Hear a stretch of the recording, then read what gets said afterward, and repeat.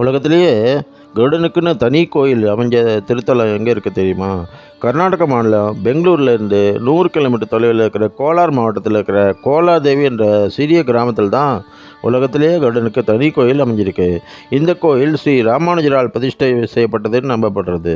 பெருமாள் கோயில்கள் அனைத்திலும் பெருமாள் சன்னதிக்கு நேர் எதிர்க்காக கருடன் சன்னதி அமைஞ்சிருக்கும். ஆனால் இங்கே இந்த ஸ்தலத்தில் கருடனே மூலவராக வீட்டிலிருந்து அருள் செய்வது இந்த கோயிலில் மட்டும்தான். ராமாயண காவியத்தில் இலங்கை மன்னன் ராவணன் சீதையை கடத்தி சென்றான். அவனிடமிருந்து சீதையை காப்பாற்றுவதற்காக ஜடாயு என்ற பறவை ராவணனுடன் சண்டையிட்டது. ஆனால் ராவணன் ஜடாயுவின் சிறகுகளை தனது வாளால் வெட்டியதால் உயிருக்கு ஆபத்தான நிலையில் அப்பறவை போராடி கொண்டிருந்தது. அந்த வழியாக வந்த ராமலட்சுமணரிடம் ராவணன் சீதையை கடத்தி சென்ற விஷயத்தை சொல்லி ராமரின் காலடியிலேயே உயிரை விட்டது ஜடாயு. ராமபிரான் தனது கைகளாலே ஜடாயுவுக்கு இறுதிச் சடங்கு செஞ்சு அது உயிர் விட்ட இடத்துலையே ஜடாயு அடக்கம் செஞ்சாங்க. அதனால் இந்த இடத்துக்கு கோலாதேவி என்ற பெயர் உருவாயிடுச்சு. கலியுகத்தில் ஜடாயு கருடனாக கருதப்படுகிறார். மகாபாரதத்தில் பாண்டவர்கள் ஒருவரான அர்ஜுனன் ஒரு சமயம் வேட்டைக்கு சென்றான். அர்ஜுனன் எய்திய பலமான சக்தி வாய்ந்த அம்பினால் இந்த காடே தீப்பற்றி எரிஞ்சுது. அதில் ஏராளமான பாம்பு இனங்கள் தீயில் கருகி சாம்பலாயிட்டு. அதனால் அர்ஜுனனுக்கு சர்ப்பதோஷம் ஏற்பட்டது.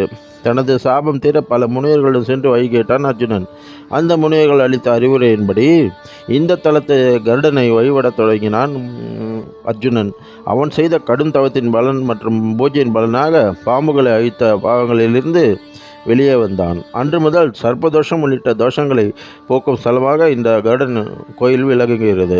இந்த கோயிலில் கருடன் சுமார் 5.5 அடி உயரத்தில் ஒரு காலை மடக்கி மண்டியிட்ட கோலத்தில் காட்சி தருகிறார். அவரை சுற்றி 8 பாம்புகள் அவரது நகைகளாக உள்ளன.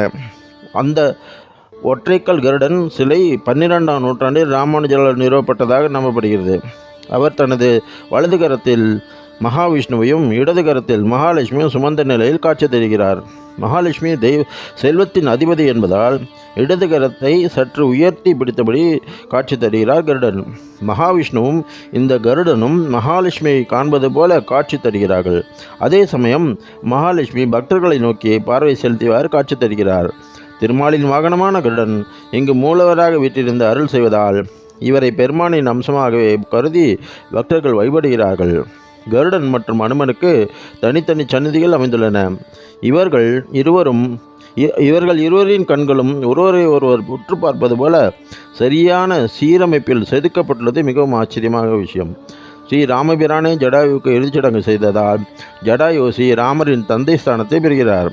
மகாவிஷ்ணுவின் அம்சமான இந்த தல கருடனின் அருளை பெற்றால் ஸ்ரீராம் கோயில்தான் அனைத்து சர்ப்பதோஷங்களும் ஒரே நேரத்தில் நீக்கப்படுகிறது. உலகம் முழுவதும் கருடனுக்கு கர்ப்பகுடி கிடையாது. கருடனுக்காக வழங்கப்பட்ட கர்ப்பகுடி கொண்ட ஒரே கோயில் இதுவாகும்.